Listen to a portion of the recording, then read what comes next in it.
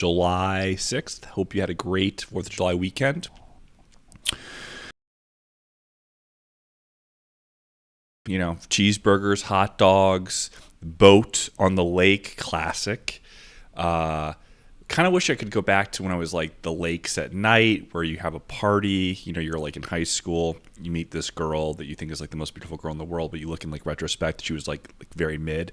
But at the time it was everything. You guys like make out, hang out with your bros all day, you know, and it's just like magic, kind of like that Nick Drake Pink Moon Passat commercial, really good. But it wasn't quite that because I'm seeing someone on the regular. So it was more like they come over, we go to the lake, take the boat out, sunburn, really don't want to look at the fireworks, forced to. Someone taps my shoulder, girl wraps her arm around me. I scream out in pain, not really, but in my head because I'm not a bitch. Well, I try not to be. I probably am a bitch. But, and then, yeah, it was fine. And then I was like really tired. I didn't like drink all night, and it was like done. I'd been day drinking. So yeah, here I am with what looks like, I mean, I don't know if I'll ever overcome this like Val Kilmer fat face, where it's like very like fleshy and amorphous and like very like full of water. And like I'm losing weight, and I can see that this is not improving. I don't know. It's just like, what if there's just like, you're just ugly? Hey, just this, the incongruency of like, you're gonna have abs, but you're gonna be really ugly. And like, I could show like, I could do like a composite and be like, you've looked like that, and like, I don't believe you. Like, yo, that's your face, like chiseled. Of course, I did have cheeseburgers. Yes, I did drink. Yes, I did have the hot dogs. Hot dogs is something you never get other than like certain holidays. I don't know. Thanksgiving, sneak one, not really. There's all this other stuff you can eat. It's really 4th of July. Have you ever been to a restaurant and ordered a hot dog if you're not on like Coney Island? And they can be so good if done correctly. Playing golf, hot dogs, that makes sense. The clubhouse little thing. This place in Chevy Chase Country Club has a little shack, and they like excellent relish in there. So delicious. Good to have a dog right before you go out and play 9 holes that take you 6 hours because you shoot in like the 80s on 9. And Congressional, they have the carts with the machine where you press the button and the woman comes out to you and brings you your food, which is kind of disgusting. People often say like Congressional is like more prestigious. I'm like, not really. More people, you can like, they take more applications. Burning Tree, Chevy Chase Country Club are much more prestigious, much more pristine with their clientele. Like if you're Jewish, they might like shoot you if you like even come on the premises. But Congressional's like, we'll take your money. Welcome to La La Land. Congressional had a renovation a few years ago. This is the place where Tiger Woods, for those of you that don't know, won his first U.S. Open. And they had a renovation that looks like a Spanish casita, or is that correct? A Spanish house? Villa, I guess, would be the correct, nice way of saying that. And some people really don't like it because it is Montgomery County. People are racist. And they're like, I didn't sign up to be like, am I like a drug dealer? Am I Pablo Escobar? You know, I have money. I'm at my club, and I feel like I'm in a Spanish, like, drug dealer's house. That's kind of what the vibe is, which I don't mind at all, because it's eclectic and a nice variety. So, did that. The big news is the soccer, which I don't care about much, but I'm going to watch the Belgium-USA game. I looked at the foul from Ballo. That's his nickname. Bologna is his name, like Bologna. And I looked at the rules. I looked at them distinctly. FIFA, IFAB. The intent of fouling someone, if they're hurt, they're pretending to be hurt. If it's dangerous or seems dangerous in the moment, it doesn't matter. So like when you challenge someone, when a ball's like kind of 50-50 or 60-40 to that person, let's say, the challenge as the percentages of likely possession go to the other opponent, and you're trying to stop that. Dude, I don't quite understand. It's so subjective. And I think the overturn is a bit extreme by the President Trump making a fucking phone call, you know? maybe we shouldn't be doing that. Maybe the president of the United States should not be involved, but Belgium's pretty good. Colombia is pretty good. The way they touch back and forth, they're like, that touch, and I don't know soccer terminology, where you like touch the ball and it's like not, you can stop it on a dime, but also you could like pass it off the reception. Like usually it's not like a deep ball that's in the air that you catch and then pass safely. It's more of like a pass to someone and you just tap it. Maybe it's like you put your left foot forward and it goes between your legs, and then your right leg like kicks it, and the defender's like trailing you. It goes past behind them. They're like, oh, like that's kind of like a messy goal type thing. They do that really well. Colombia is a dark horse to win the whole thing. Watch Colombia's, like, they're really good. I haven't, let me just, who do they play? Colombia, WC. Who do they play next? Switzerland.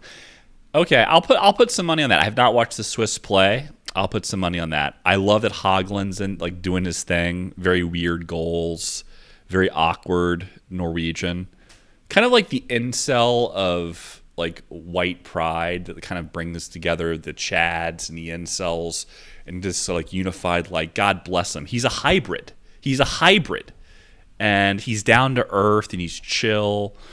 So someone asked him, if you weren't like a footballer, what would you be doing? He's like, I'd be like in his hometown. He's like, I'm in my hometown, like doing some like, what did he say? Like fishing or something, or being like a working at like a manufacturing plant, or like some blue collar Norwegian variant.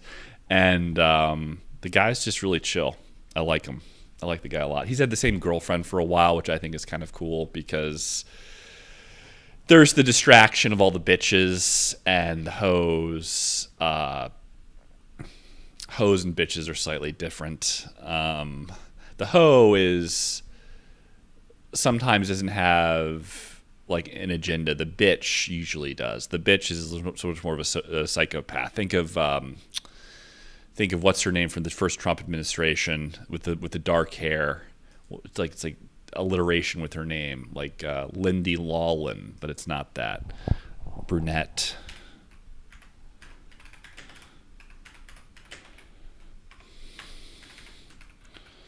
She's married to or engaged to a Goldman Sachs partner, Hope Hicks. Yeah, like the Hope Hicks thing.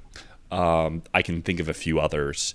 It's dark triad traits. The bitches, they are bitches objectively, but they're also sociopaths. They are also social climbers. They are very much capitalists, which is very unnerving as a woman. Have that like the kind of Djokovic girlfriend, the girl that was with you the whole time. McGregor has one of those, and all of them have fucked up. But Hagelin, so far, has been a good boy. It's so hard to cheat when you are that famous.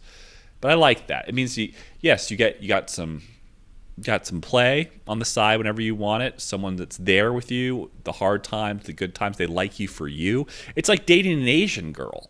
They don't care about the money necessarily. Maybe the Thai ones do, or the Filipinos, but the Koreans and the Japanese, the more like European style, like submissiveness, they ride or die.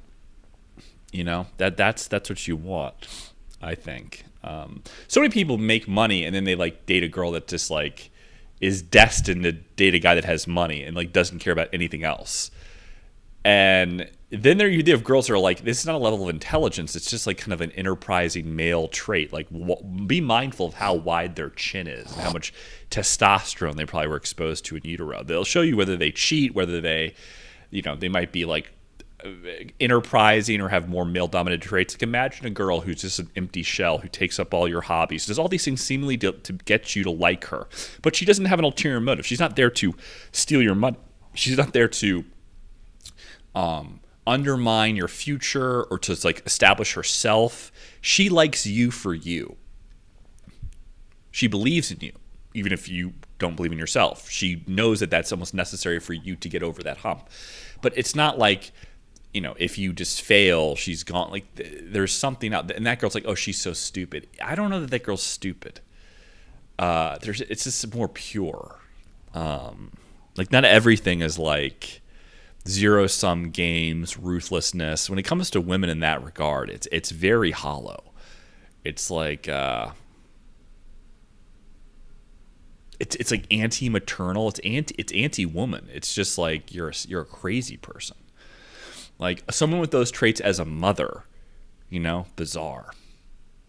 But they do. That's what tiger moms, in some ways from China come from. They have some variant of that, but there's lines they don't cross. But the Hope Hickses of the world are ruthless. She told me personally, I hope she doesn't see this, but she told me that she sends out hundreds of emails every day at like 5 in the morning. That's what she does. The first thing she does is answer emails, like make connections with people, get back to people. That's what she does, and it's like a lot. It's a lot. I remember when Ivanka Trump emailed me back from her it's called White House WHO. There's like some special .gov email, and I was like, wow. And I was like, this is really nice. So it's I guess it's a privilege and a pleasure. Maybe it's like a way of ingratiating yourself to the world by letting people know that you care and that you respect them. It's like a play to further establish yourself as someone who gives respect, gets respect, is attentive. People speak positively of you just from the email response. Some people are looking for access, and like she's probably like indifferent to that, but she's at least giving you some attention. I don't know. It's not bad. The markets today, I am so tired. That thing that happens where at 6 a.m. and you're scrolling and you just don't get back to bed, but you were up late, the weekend. Oh, I did watch Widow's Bay, which is a hilarious show. I watched a few episodes of that hilarious show about like an island where there might be like the fog, like the fog comes in and they kill everybody. Like there's something going on that's paranormal, and like the mayor doesn't believe it. It's fun. It's very funny. It's very, very, very funny. So watch some of that. I don't know how it goes, the end or anything, but it's like the first few episodes are fucking hilarious, and it's like in a subtle way. Sometimes not so subtle, but I'm just like, show's ridiculous. So take a look at that. I don't really watch shows, but I indulged this weekend. It's like a cannonball of selfishness, hedonism, hot dogs, hamburgers, fireworks, girls or girl, then binging a show, just really like enjoying life, I guess. Swimming on a lake, exposing yourself to flesh-eating bacteria that could eat away your cornea, and you don't realize it until you're blind. That'd be so much easier to like get pussy because you just don't care what they look like at that point. It just feels all the same, Like do you even appreciate the skinny bodies? Do you like do you want more surface area? Like do you like almost like want a fat girl so you can like have different textures of things because you're blind and you're fucking? Do you know what I mean? Like it's like more, ooh, this is interesting because you cover everything really fast when she's skinny, right? I've been there, done that. Everything's firm but maybe you just like giant fat girls when you're blind, and like it's like the best thing because there's so much to discover. Don't shit on the blind people. There's a blind convention right now in Austin, Texas, and I was walking across the street, and these blind people were unaware that the light had changed, and they were just standing there, and they were doing this thing with a stick. And I was kind of wondering, oh yeah, what are they waiting for? Are they waiting for cars to start, and then they know, like they got there right when the car stopped right when they got there, so they're waiting for that like cue? I almost wanted to get involved and help, like, you can go. Hey, what the fuck are you, like, they're standing there in the middle. It's 95 degrees outside. You're blind.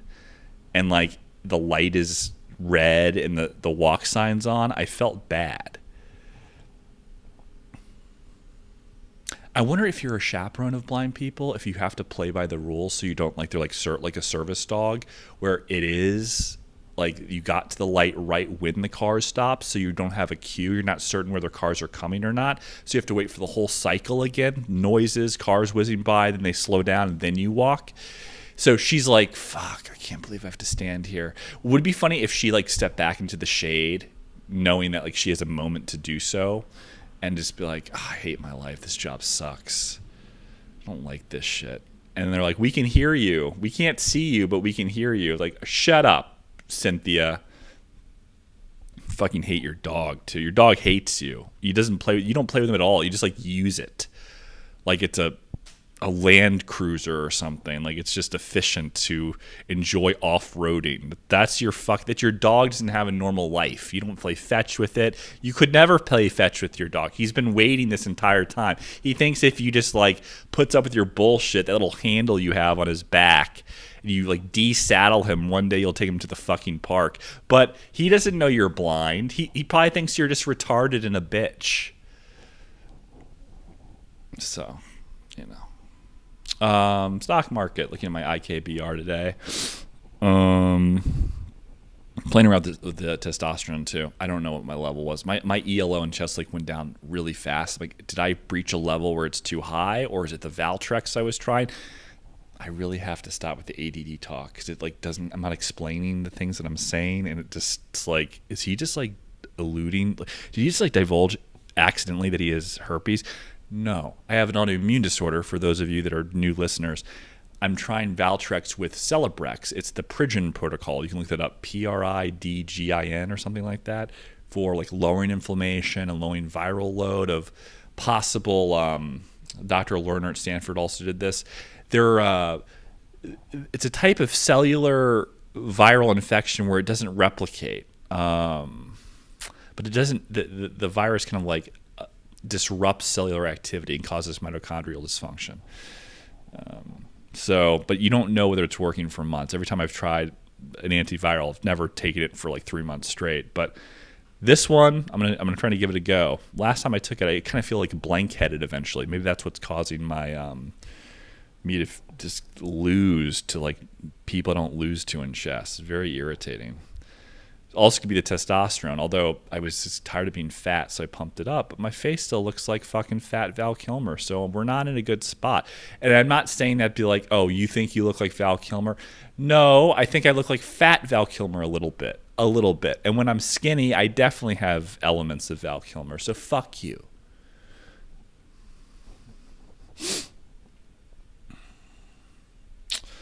I really should, like, market myself more when I do these podcasts.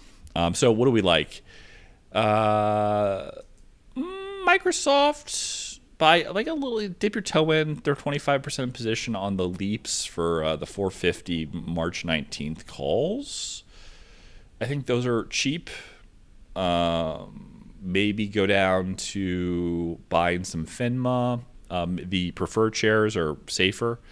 I don't think they're going to wipe out the OTC common, but you're going to find that there's going to be some dilution.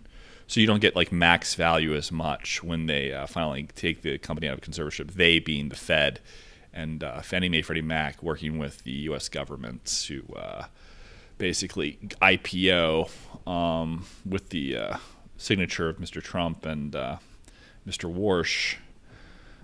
NTLA had a crazy move today. Intellia Therapeutics, TTR amyloidosis company, CRISPR.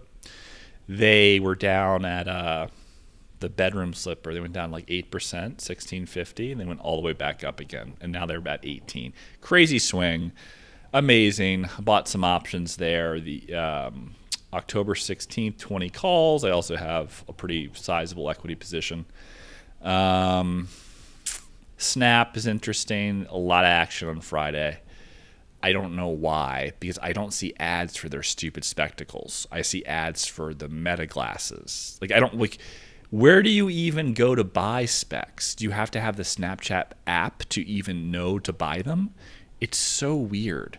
I also think it might be a poison pill. Like the entire R&D project, $3.5 billion on the Snap specs. Alliterations throwing me off. Alliteration means the repetition of consonant sounds. For those that are asking, the glasses don't like. No one's gonna buy them. They're $2,200 glasses that look retarded, and if you can you only use them in the Snap ecosystem, which is huge, 1 billion monthly average users, but still, like most of them are children. You pick a laptop or pick your glasses. They're gonna pick a laptop. Pick your phone or pick your glass. Can you amortize the Snap glasses? Do you have like financing plans? Who's spending $2,200 on glasses for anything?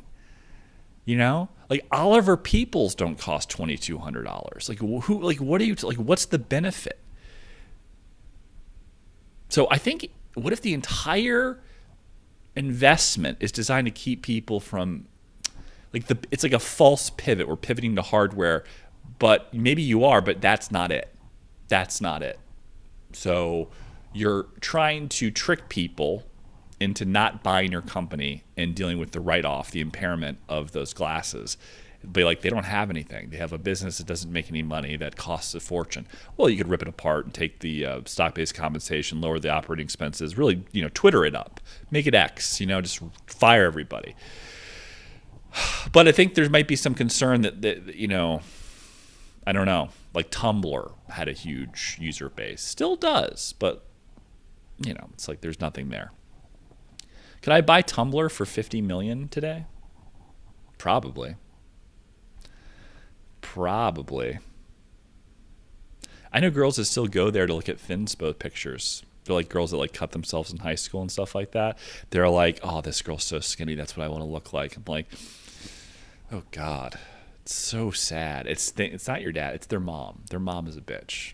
You have girls like that, it's like, oh, the dad's not there. No, true, maybe, but he's not there because the mother was psycho. He left, or he worked so much to avoid going home.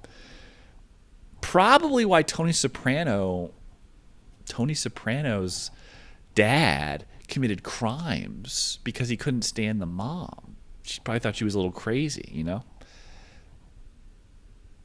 And then he didn't realize that then the mother who's surrounding his son is like going to like teach him to be a crazy person. People lose sight of this cycle once you have kids. Women will use their kids as a weapon against like ex-husbands. They're become like attaché cases in some ways. Almost like there's a loyalty oath that they pledge, and there's nothing that you do wrong. Because I think the delusion is it's the ultimate like self-effacing reality that your children depend on you, and that you could like severely damage them at any point in time, dropping them on their head, pressing that little soft spot by accident. Maybe you're looking for the TV controller or something, and you're reaching around and you touch the kid's head and he's retarded for the rest of his life. I don't know, but there's something there where people can't, I guess it hurts so much to hurt your kids. It really does. It must hurt so much that you just say, I'm going to block that off. It's the ultimate disassociative thing. I'm not the problem. He is. I'm not the problem. My kid's a genius. He's the most handsome boy in the world. He's so talented. He's like Jonas Salk. That's a great. There's a great bit by Larry David where he talks about Jonas Salk's parents, like bragging about. Might happen to mention that my son Jonas discovered the cure for polio by Jonas. He's mine. Your kids has made fun of him all the time. Guess what he is? He's a fucking laureate. Nobel Prize, bitch. What did your son do? Works at the gas station.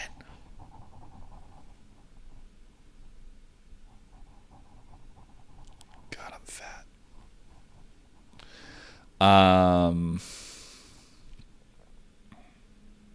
What's hard about managing money and looking at equitable security or equities and investable securities or public equitable securities is that as you add and discover, there's like a dilution effect of focus, and you have to like drop things off. You know, you have to like be mindful, but you have to drop things off. You can't listen to 250 earnings calls. You have to hire people, and so you have to like kind of sacrifice your control for the sake of efficiency.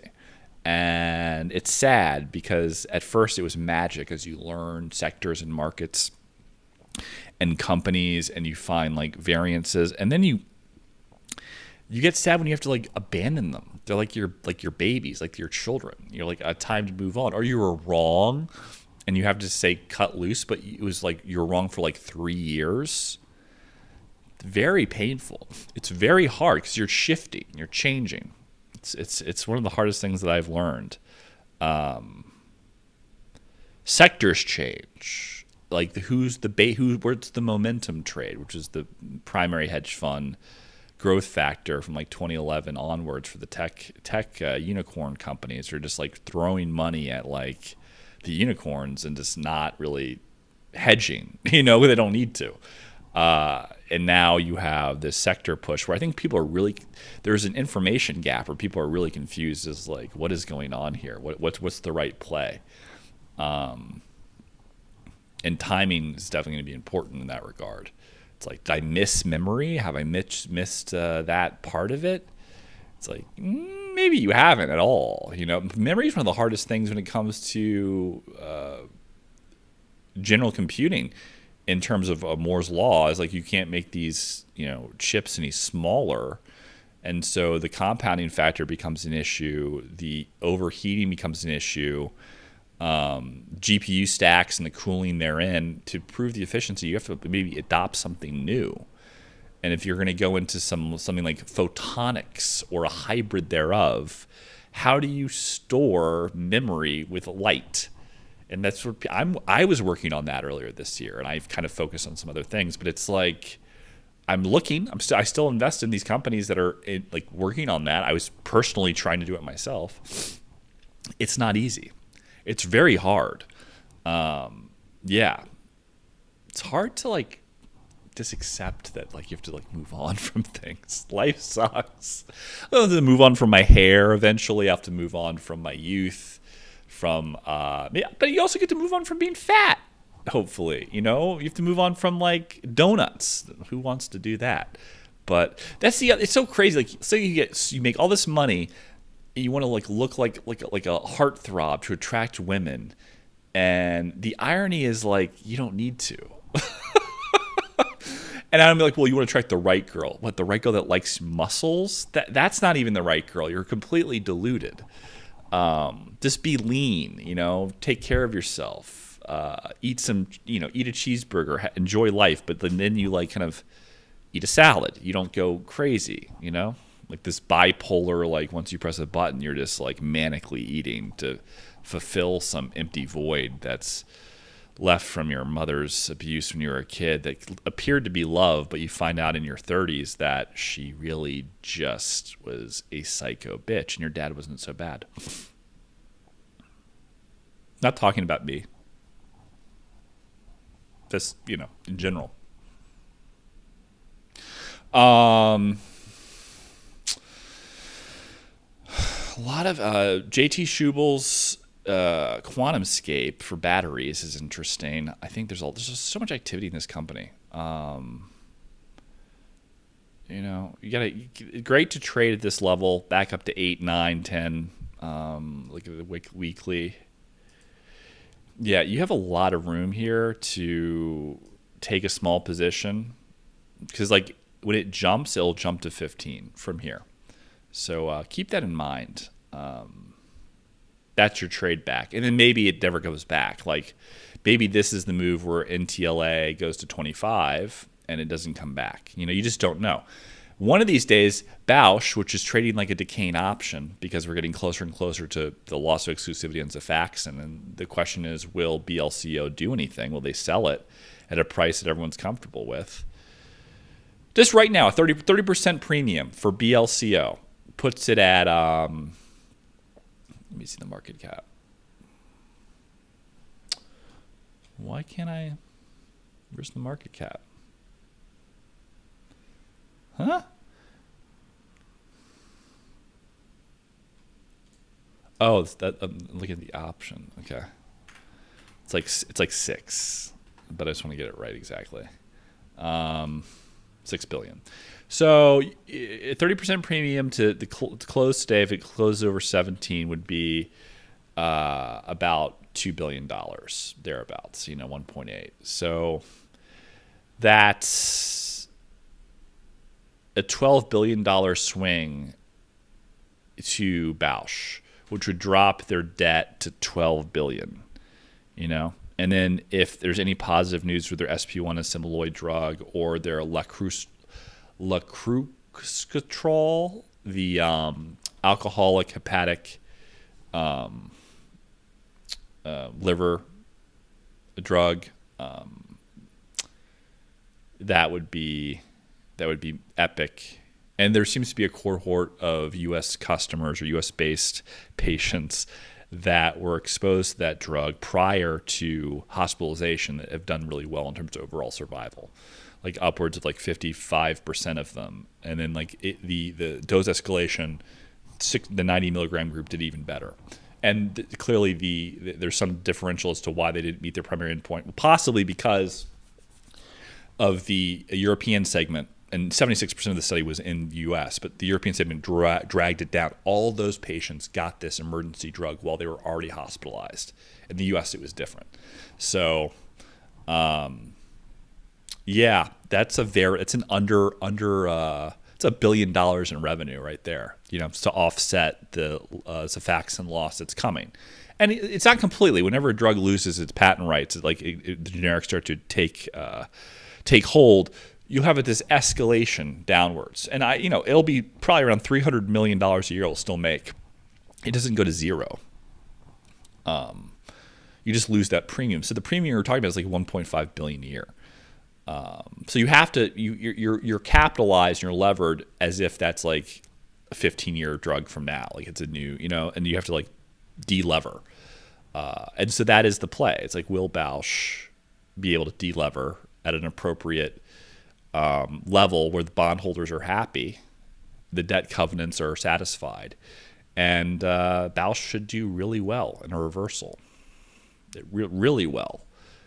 And it's one of my biggest positions. A lot of people think it's dead, it's Valiant, it's over. I'm like, I don't know. It's very safe, as ridiculous as it is, when the equity's trading like a decaying option towards a strike of the loss of exclusivity of their top line drug. It doesn't sound like that. It also doesn't sound like the upside's that great because there's no growth. I'm like, yeah, the growth is the binary event, like a biotech that reads results on any given day, where they sell BLCO or completely spin it off, and there's a recapitalization that occurs. That's the event. That's the thing. Very boring to lots of people. Do I wish that I didn't sell Intel at 40? Yes. Am I shocked at the price now? Yes. Does it keep going up? Yes. This is like a very frustrating thing that I'm like, should I buy as much Palantir as possible, even though I think fair value is 140? Because it might just be a nationalized company. It might just be a nationalized company.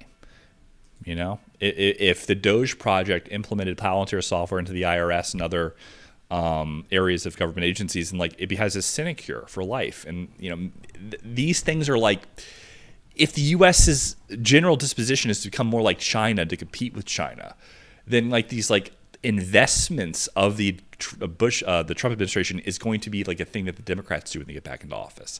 They will invest, use government monies. Basically, it's soft nationalism of private companies. And so the valuations, like our bonds, our treasury bonds that are backed by the U.S. government, backed by the sovereign perpetuation of printing money, that's the world reserve currency, the petrodollar, and we can keep printing bonds and keep paying the interest because we can keep printing the dollars, so we will never fail. And our threats, our wars, our proxies in Ukraine, China, Venezuela, what have you, is basically the idea that there's an alternative that could undermine our cheap dollars. So, valuations come back to earth. The dollar becomes more, goes up in value. And in some ways, we don't really want that. That's the whole idea of the trade deficit we have. Now, there's like a settlement thing with dollars. It's like, buy the bonds, short the dollars, we're paying our counterparties in dollars. That's the settlement. And it's like this brilliant machine which allows us to keep growing. It's the same reason why people who are obsessed with their paychecks stay poor. To another element of understanding the deflation or the kind of inflation that causes the deflation of the value of your dollar every year. The thing that Michael Saylor pushed about Bitcoin being a better asset or reserve is gold. He's right in the sentiment, not in the execution, which is highly levered to his favor. But in the sentiment, it's dollars are inherently worthless. Assets are hard to come by. If you're accumulating an asset in dollars that is constantly depreciating, it's harder and harder to buy cheap assets or lever them with cheap debt. There's a number of reasons for this, because you don't have cash flow, you don't get good terms, your income's low. It's a never-ending cycle of poverty. How the fuck do you get out of it? Well, assets help you, definitely, for sure. Starting your own company, a windfall. Investing $1 million in something, maybe at 20% margin, and it goes up 5x. It's a good start. So, don't buy a Ferrari. You're going to lease one or something. Talk to an exotic car company about leasing it when you want to, long term. Buy if you want a Ferrari, buy one from hire a mechanic, have them go to a exotic car rental company, and when they replace it, buy it. Or salvage. Go to a salvage auction, have a mechanic go there to evaluate the car for you, pay him $500. You're really serious about a car, go have a guy do that. That's an expert in exotics. That's what you do, okay? But otherwise, you just keep investing. 1031s for your real estate, self-directed Roth IRAs. Follow Martin Shkreli. Martin Shkreli's a genius, and I don't care what people say. I will defend that guy to the ends of the earth. He's a genius. And what the amount of adversity that he's had to overcome is the definition of perseverance in business, because the idea of maximizing shareholder value, he did, and his intentions were never to hurt other people, maybe his competitors, but not his investors. So, and they all did very well. And Martin has videos online. I think the first 13 finance videos are essential before you even go to business school or have some idea of understanding the time value of money. You should watch his work. And people should also go back to school in general. Don't assume they know everything. Refresher courses, rereading the same books doesn't hurt. You get lazy, you get complacent. Can you de-lever and unlever your betas? Do you remember how to do that? Not that that's a thing you need to do, but you have this precept of every 70% of S&P 500 companies have a discount rate of 6.5% or something. Are you adjusting your discounted cash flow models based off of interest rate changes? Are you any projections in that regard? The reason why someone might miss a stock like Bausch or a company like Bausch is because they don't keep in mind what the value is if there's a recapitalization that occurs. All of your portfolio advantages relative to an interest rate change have to be adjusted upwards, right? So the discount rate goes down, and you have to reassess. You have to rebalance your portfolio if you're an asset manager, and to that degree. But you have to have a timeline of this. The reason why I wouldn't do something like free cash flow to equity is it's a nonstop thing of playing the CEO of a company when you're evaluating the stock. The free cash flow to equity should be the same as the free cash flow to the firm, except you are messing about with the interest payment schedules. You're I don't know. You're playing Madden franchise mode, and it's kind of unnecessary and also a bit fantastical. You don't know what the fuck the company's gonna do and when they're gonna issue more debt. Why the fuck would you schedule that? So I don't even know if I could do a free cash flow to equity model. It would just not be very good because I haven't done it that way. But learn the difference. Learn why Martin does it his way, which looks like a discounted cash flow to net income, but it's not. It's adjusted. Understand, like you'll learn things about assets and time. You know, the things that like most are abundantly clear today in terms of young people is that they have so much time to work and they don't have any money. Like they have a hard time like paying bills. So like asset poor. Like that is the differential between Gen Z and like other generations. Or you might even be a well-heeled young person and find that your parents were far more successful than you. And it's like, why is that? Yeah, listen, it's gonna get worse. So wake up and get in the game, and make some money, and buy some assets, because it's not going to get any prettier. And you don't want to trade stocks for the rest of your life. You're just like grinding away trading stocks necessarily, unless you're like Steve Cohen. You're like you don't want to like build not you want to like wake up and not have to make your $2,000 for the day or something, whatever it is. 40 minutes. That's pretty good. Well, let's do what I'm wearing today. So this is a Dan shirt. I know I should look cool with the tie, but I'm so fat I don't even think my neck could. Dan is a Italian shirt maker off the Piazza di Spagna, right by the Hassler Hotel and the Bernini Galleries in Rome. And yeah, this is very nice. It's Sea Island cotton. You can buy them online from danroma.it, probably $3.50. You can go there yourself and have them custom made like me. Of course, nothing really fits. I don't know what to do. God, this is so annoying. But and this is a double-breasted, kind of like this blue stripe jacket, which I'm kind of like trying out my double-breasteds by Rubinacci, which I went there and I had some stuff made for me, which is cool. Doesn't really matter how nice your clothes are unless you're like not fat.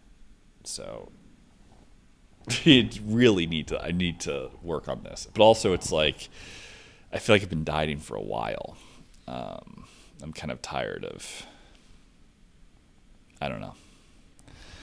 I'm tired of. I need a break. I need like a week off of just eating at maintenance, and just accepting that I will not make progress that week, because I don't know. Like I want a cheeseburger today. I want to eat a cheeseburger today, or something good. But you know what I could do is save my food till the game tonight and have like a decent meal, like barbecue. It's like high protein or something. Maybe some mashed potatoes and call it a night. I think I could do that. I think I'm capable of like holding back, controlling myself, Last thing I'll leave you with is this idea of GLP-1s and slowing down your metabolism to where gut motility like just goes to a standstill. I don't know if that's good for you. Just like I don't mean like, oh, it's like big deal. No, I mean like it might like be really bad for you. like your immune system is like 70 to 80% of it is produced in the gut, maybe more. Like serotonin, like neurochemical, like neurotransmitter chemicals, catecholamines, like there's lots of stuff, and you're just like disrupting that whole process. It's not like, oh, you're not eating so your metabolism slows down. No, it like stops. Like one of the things it does in terms of its like agonism or antagonism is it stops that process of like the gut's like normal biorhythm. So, all right, well, stay skinny, keep looks maxing.